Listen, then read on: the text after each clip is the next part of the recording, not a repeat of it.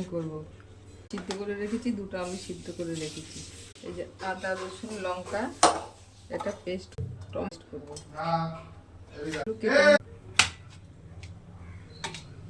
গরম হয়ে গেছে, পেঁয়াজ কুচিগুলো দিয়ে দিলাম,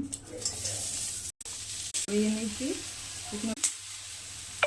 তেজপাতা দিলাম, জিরে দিলাম, এটা ফোড়নের কাজ করবো।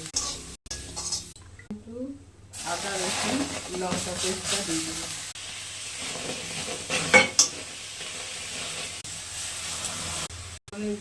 গুঁড়ো দিলাম, জিরের গুঁড়ো দিলাম, কষিয়ে নিলাম, হলুদ দিলাম, চিনি দিলাম, মাছ হয়ে গেছে, তা দিয়ে দিলাম, ওগুলো দিয়ে দিলাম,